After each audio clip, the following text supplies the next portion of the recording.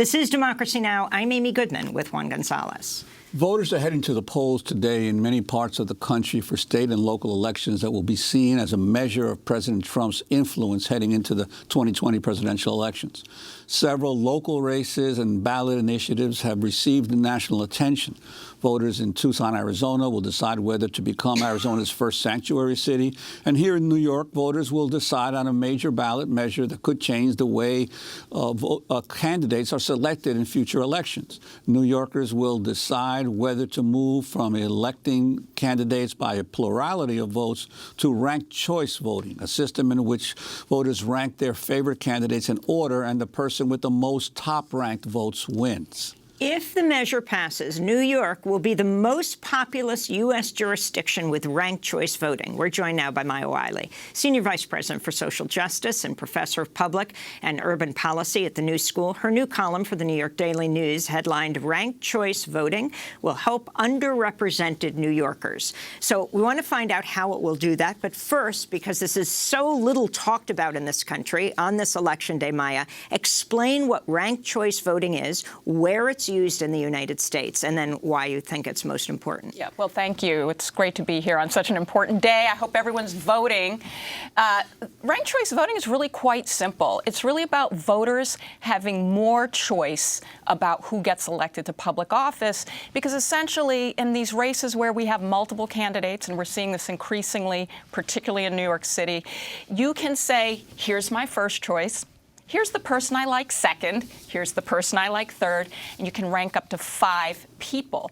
You can just choose one if you only want one, but what this does is it means that if there's a runoff, if we have a candidate that doesn't win 50% plus one votes, there's a majority candidate, that person wins. But if no one wins a majority, this allows the system, rather than asking people to come back to the polls for a runoff, it throws out the candidate that got the least number of votes, and it takes those voters' second choices, and then it retabulates. And it just keeps going until there's a candidate that has 50% plus one votes.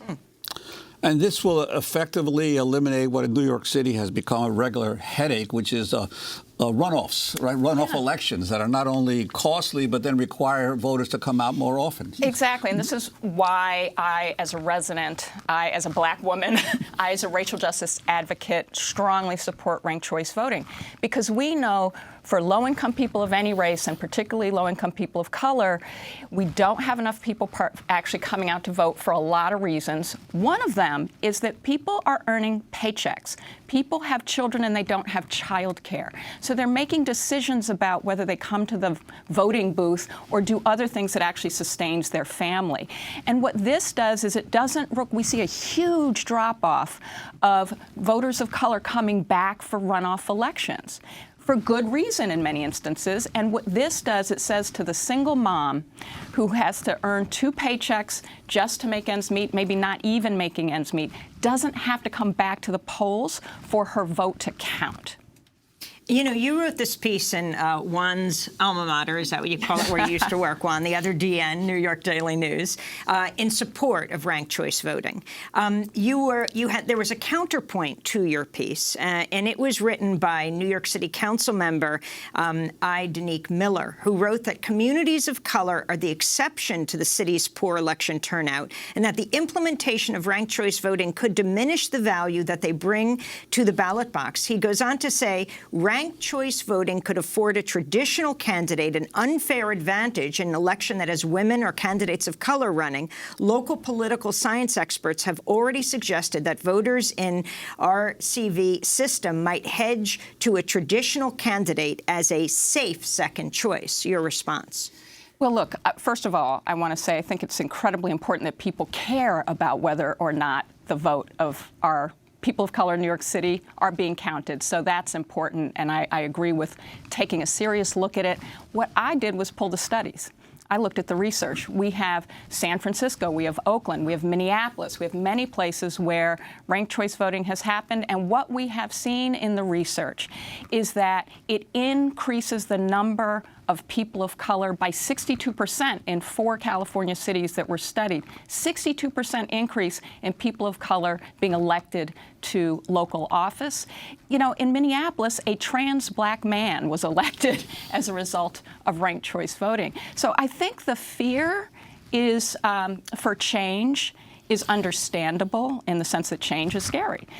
I don't think, and we had a press conference yesterday on the steps of City Hall where we had Black, Latino, and Asian elected officials standing up for ranked choice voting who were non-traditional candidates, who were people who were progressive, who were people who were not part of machine politics, who were people who had received racist attack ads trying to divide and undermine their campaigns, saying ranked choice voting is going to create more opportunities for more candidates that look like us. But also, we think our constituents know how to do this. And speaking of political machines, since this election is an election where there won't be a lot of people necessarily voting anyway, how are the political machines of the city responding to this particular amendment? And also, if it's approved, when would it take effect?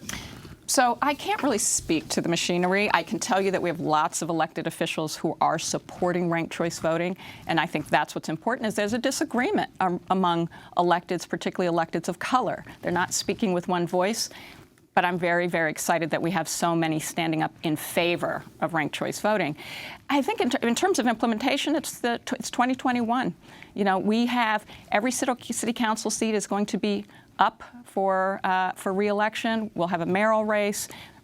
We are looking at hundreds of candidates for local offices. Ranked choice voting is going to save us a lot of time. It's going to save a lot of folks money. It's also going to ensure that more votes are counted. I want to take the chance, since you're an expert on this issue, to ask you about another question, which is the recent federal appeals court decision on net neutrality. You were the chief telecom person in the de Blasio administration, so this is a subject dear to your heart. The decision by the court to strike down or to support the FCC's striking down of net neutrality, but to allow states to fashion their own policies.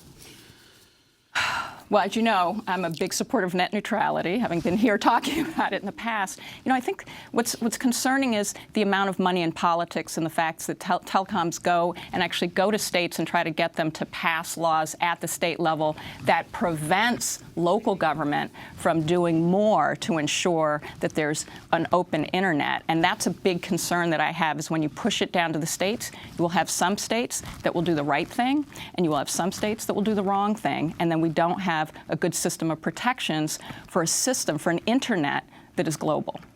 Well, we want to thank you, Maya Wiley, Senior Vice President for Social Justice, Professor of Public and Urban Policy at the New School.